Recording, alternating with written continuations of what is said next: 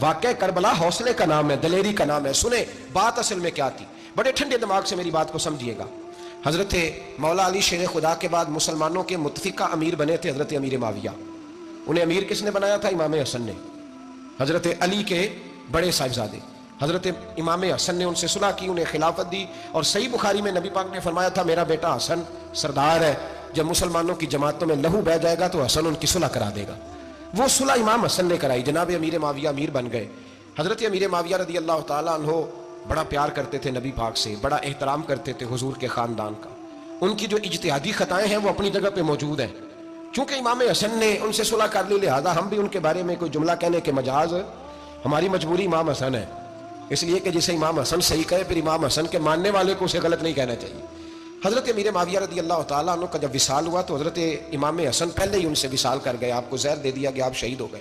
امام حسین موجود تھے تو یزید کے بارے میں لوگوں نے کہا جناب امیر معاویہ سے کہ یہ ٹھیک ہے، مناسب ہے اور بہادر ہے، دلیر ہے، وہ جو ہوتے ہیں نا خوش آمدی ٹولہ.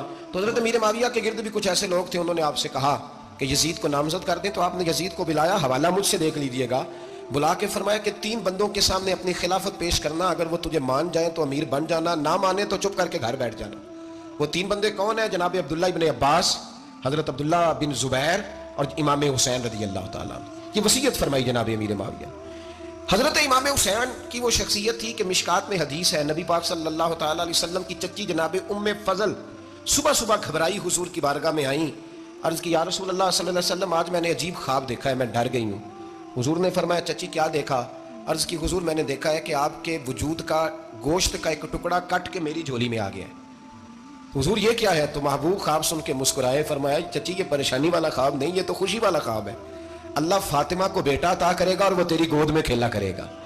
چونکہ وہ میرے وجود کا ٹکڑا ہوگا لہذا خواب تجھے یہ آئی ہے. تو امام حسین پیدا ہوئے، امام حسن کی عمر ابھی 11 مہینے تھی. تو نبی پاک نے امام حسین کو جناب ام فضل اپنی چچی کی گود میں دے دیا کہ فاطمہ کے لیے دونوں بچے سنبھالنا مشکل ہوگا. وہ خواب اس طرح پوری ہوئی. امام حسین سے حضور نے بڑا پیار کیا، بڑی محبت فرمائی نبی پاک سے. کچھ حدیثیں میں نے جمعے میں عرض کی تھیں. حضرت ابو ہریرہ رضی اللہ تعالیٰ عنہ کہتے ہیں یہ واحد بچہ تھا حضور کے گھرانے کا کہ میں نے دیکھا کہ نبی پاک صلی اللہ علیہ وسلم بیٹھے تھے تو یہ حضور سے کہہ رہے ہیں، نبی پاک سے کہ نانا جی اٹھ کے کھڑے ہو. کہتے ہیں حضور کھڑے ہو گئے تو کہنے لگے میں نے آپ کے برابر جانا ہے. بچے جو مرضی ضد کر لیتے ہیں نا.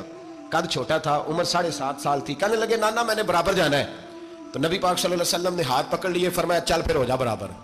تو حضرت ابو ہریرہ کہتے ہیں انہوں نے حضور نے ہاتھ پکڑے، اوپر کھینچا تو امام حسین نے پہلے اپنے پیر حضور کے گھٹنوں پہ رکھے، پھر نبی پاک کے سینے پہ رکھے. اور جب ان کا قد سر تھوڑا سا حضور سے اونچا ہو گیا تو محبوب فرمانے لگے چل بس کر، تو نے تو کہا تھا آپ کے برابر ہونا ہے، تو اوپر نکل گیا ہے، چل بس کر. فرماتے ہیں پھر امام حسین نے زبان باہر نکالی تو محبوب ان کی زبان چوسنے لگے، پھر ساتھ لٹا لیا اور انہیں سونگنے لگے. تو میں نے عرض کی حضور آپ حسین کو سونگتے کیوں ہیں؟ تو فرمایا ابو ہریرہ مجھے حسین کے وجود سے جنت کی خوشبو آتی ہے، مجھے حسین کے وجود سے جنت کی. ایک دن حضور گزر رہے تھے. اصل اس طرح تھا کہ یہ نبی پاک کا حجرہ تھا. جن لوگوں کو اللہ نے مدینے کی زیارت کرائی ہے وہ جان سکتے ہیں نبی پاک کا حجرہ تھا. تو حضور کے حجرے کی اس جانب یعنی مسجد کی جو بالکل سیدھ ہے اس کی بیک میں سیدہ فاطمہ رہتی. تو حضور اکثر نہ نماز کے لیے جب نکلتے تو حضرت فاطمہ کے حجرے کے پاس سے ہو کر دوبارہ محراب میں جاتے. محبوب حجرے کے پاس سے گزرے تو امام حسین رو رہے تھے. تو حضرت فاطمہ نے کسی بات میں جھڑک دیا تو امام حسین رونے لگے. تو نبی پاک نماز کے لیے گئے تو واپس لوٹ آئے اور واپس تشریف لا کے کہا فاطمہ حسین کو کیا ہوا؟ عرض کی یا رسول اللہ تنگ کر رہے تھے میں نے ڈانٹ دیا ہے. کیا خوبصورت جملے ہیں حدیث پاک میں. سرکار نے فرمایا فاطمہ اس کو حسین کو نہ رونے نہ دیا کر، یہ جب روتا ہے نا تو میرے دل کو تکلیف ہوتی ہے. تو بی بی صاحبہ کہتی ہیں یہ حکم آیا نبی پاک کا میرے نام، پھر میں نے ڈانٹنا چھوڑ دیا. یہ ان کے فضائل تھے کم، ان کی تربیت خود نبی پاک نے فرمائی، خود ڈیوٹی. میں کسی منطق کا میں اب تو اللہ تعالیٰ معاف کرے، پہلے ہم لوگوں کو کہتے تھے فلانی مجلس میں نہ جانا فلانی، اب تو مصیبت بن گئی ہے، جانے کی ضرورت نہیں، ہر شے موبائل میں آ گئی. مجھے بھیجتے ہیں کہتے ہیں حضرت صاحب یہ ذرا سننا یہ ذرا سننا.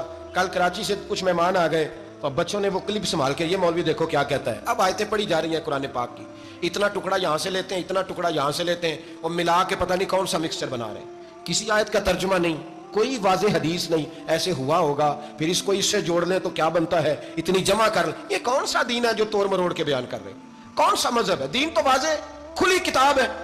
اب ہمارا یہ شوق ہے، ہم ہر تماشا دیکھنا چاہتے ہیں، ہم اپنے لوگوں کی قدر نہیں کرتے اور بڑی بڑی دور جا کے ہم غلط معاملات میں جاتے ہیں، پھر ذہن ہمارے شکوک کا شکار ہوتے ہیں. ہمیں سمجھنا چاہیے کوئی ایسی کسی دلیل کی ضرورت نہیں ہے. جب ان کے واضح چیزیں ان کی کتابوں میں موجود ہے، حدیث میں موجود ہے، قرآن مجید میں ان کے فضائل کھل کے موجود ہے، تو دور جانے کی کیا ضرورت؟ حضور ان کی ٹریننگ کراتے تھے. پہلی بات تو یہ ہے کہ نبی پاک نے دعا مانگی تھی، یا اللہ میرے گھر والوں کو زیادہ روزی نہ دینا، انہیں ایک وقت روٹی دینا، ایک وقت کی بھوک دینا. یہ جو 10 دن کربلا میں انہیں ٹینشن نہیں نہ ہوئی، انہیں عادت تھی فاقہ کرنے کی، انہیں 3 دن وصلی روزے رکھنے کی عادت تھی. پہلی بات. دوسرا یہ کہ جہاد کی تربیت حضور خود کراتے تھے. حضرت فاطمہ الزہرا کہتی میں پردے کے پیچھے دیکھ رہی تھی، نبی پاک نے امام حسن اور حسین سے فرمایا چلو میرے سامنے کشتی لڑو. تو دونوں حضرات آپس میں جب کشتی لڑنے لگے تو نبی پاک نا امام حسن کو کہتے ہیں حسن حسین کو ٹانگوں سے پکڑو، حسن حسین کو پیچھے سے پکڑو. جب نبی پاک بار بار امام حسن کو بتا رہے تھے تو سیدہ پیچھے سے بول پڑی، کہنے لگی یا رسول اللہ آپ چھوٹے کو بتائے، آپ بڑے کو بتا رہے ہیں. بڑا تو پہلے 11 مہینے بڑا ہے، تو آپ چھوٹے کو بتائے بڑے کو بتا رہے. تو فرمایا فاطمہ تو چپ کرنا، جو میں دیکھ رہا ہوں تو نہیں نہ دیکھ رہی، ایک کو میں بتا رہا ہوں، دوسرے کو جبریل امین بتا رہے ہیں.